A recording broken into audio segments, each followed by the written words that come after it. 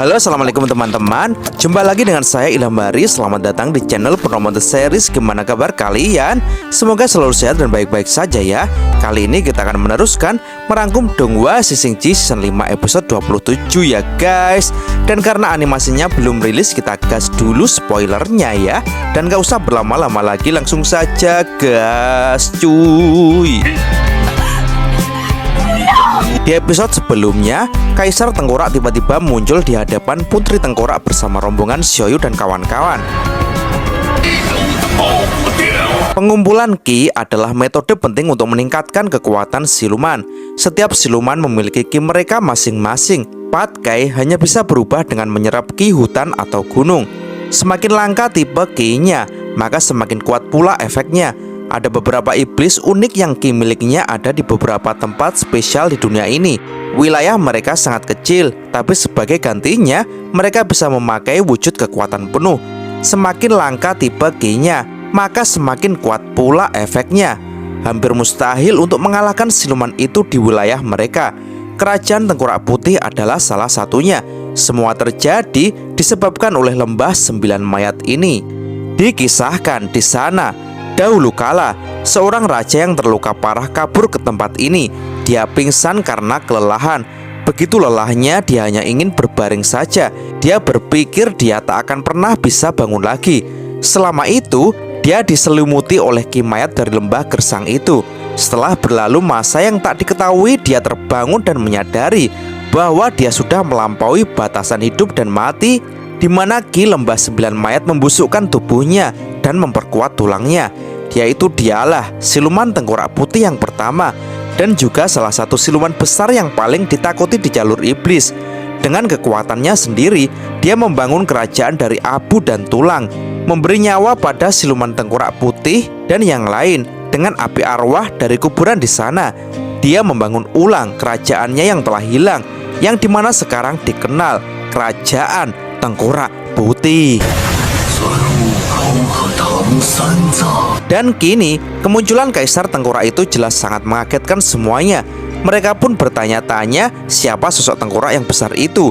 Apakah itu benar-benar sang Kaisar Tengkorak itu? Wuching pun sekarang jadi tahu kalau Ki iblis yang besar itu berasal dari sosok tengkorak besar itu. Kaisar Tengkorak pun kini mulai menanyai Putri Tengkorak kenapa ia berani melakukan hal ini, padahal perbuatannya ini akan berujung pada kematian. Akan tetapi Putri Tengkorak pun dengan tenang menjawab kalau ia awalnya hanyalah api arwah, jadi ia tak keberatan jika kembali ke wujud aslinya. Kaisar Tengkorak langsung menganggap kalau Putri Tengkorak sangat bodoh, karena kalau ini karena Biksu Tong, harusnya Putri Tengkorak malah membantunya, karena Kaisar Tengkorak bisa membuat Biksu Tong tinggal di sini selamanya. Akan tetapi Putri Tengkorak pun mengatakan tidak. Menurutnya, karena terkadang cinta itu adalah rela untuk melepaskan. Putri Tengkorak juga akan berusaha sekuat tenaga untuk membantu Biksu Tong dan kawan-kawan untuk kabur, bahkan walau dia harus melawan ayahnya.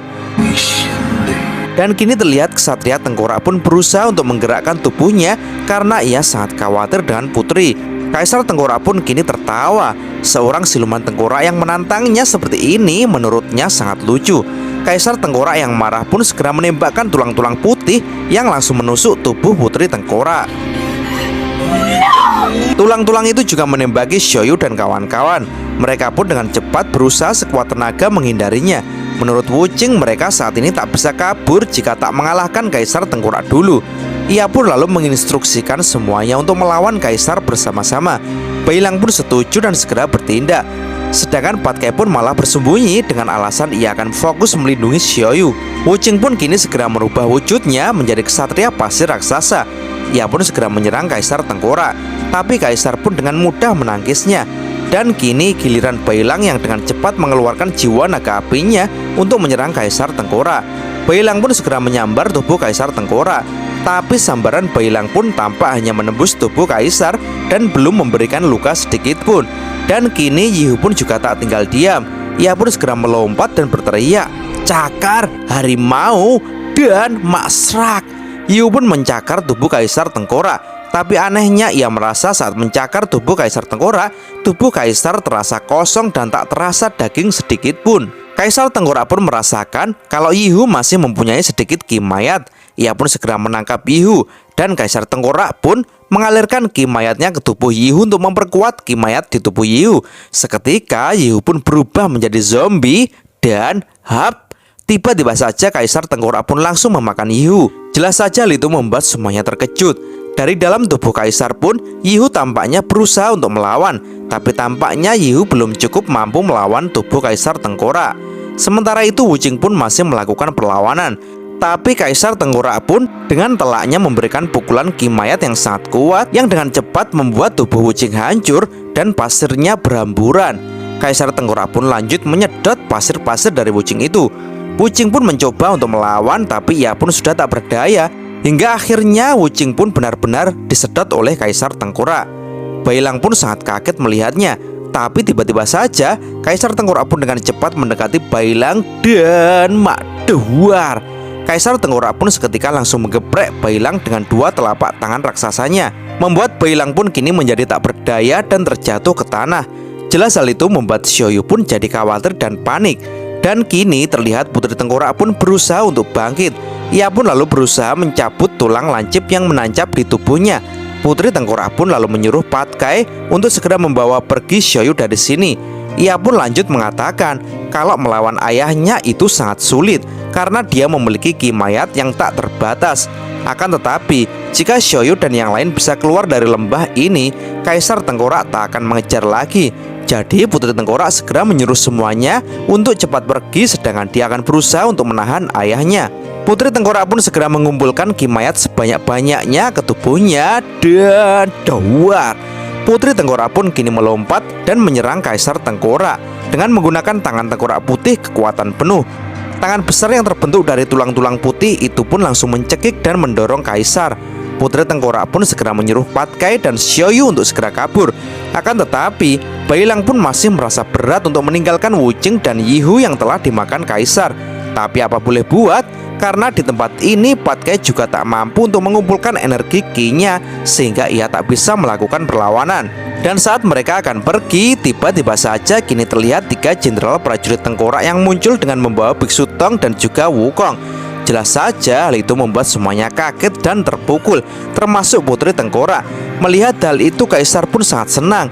Ia pun segera menghancurkan tangan tulang putih dari Putri Tengkorak yang mencekiknya dan Makdewar. Kaisar pun lalu memukul sang putri dengan sangat keras ke tanah. Ia pun lanjut menembakkan tulang-tulang putih yang langsung menusuk tubuh Putri Tengkorak, sehingga hal itu membuat Putri Tengkorak kesakitan dan tak bisa untuk bergerak. Kaisar pun segera menyuruh Kesatria Tengkorak untuk menjaga Putri Tengkorak. Kesatria Tengkorak pun kini mendekati Putri Tengkorak yang tak bisa apa-apa dan mengatakan agar Putri Tengkorak berbaring dengan tenang dan jangan melakukan apapun.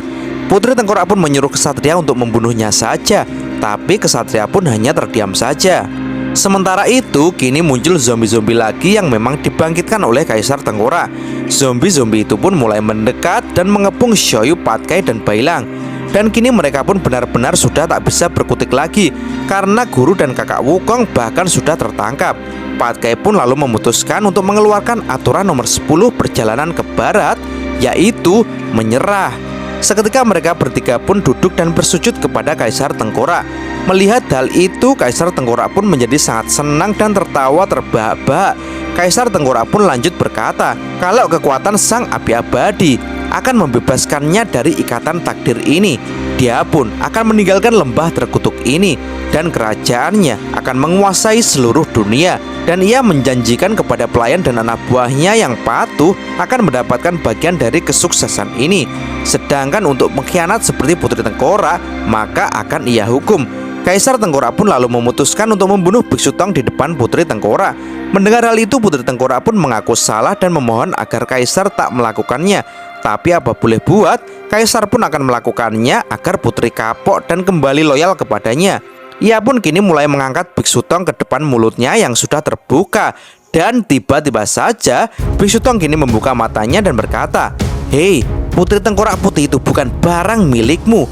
Jangan paksa dia melakukan apapun. Dasar ayah gila, egois, diktator." Jelas hal itu mengagetkan Kaisar Tengkorak. Sementara Biksu Tong yang tak tinggal diam pun kini mulai ancang-ancang dengan kalung tasbihnya. Tasbih itu ia ikatkan ke kepalan tangannya dan tinju roh kegelapan ya makdahuar. Bisu Tong pun kini memukul wajah Kaisar Tengkorak dengan sangat keras dengan tinju mantra kegelapannya itu. Dan tampak Putri Tengkorak pun sangat kaget melihatnya. Bisu Tong pun langsung menatap ke Putri Tengkorak agar Tuan Putri berbaring saja karena mimpi buruk Tuan Putri akan segera berakhir. Dan cerita pun bersambung. Oke teman-teman, terima kasih sudah nyimak alur cerita kali ini sampai habis ya. Semoga teman-teman terhibur. Jangan lupa terus dukung channel ini agar terus berkembang. Dan sampai jumpa di episode selanjutnya. Assalamualaikum warahmatullahi wabarakatuh.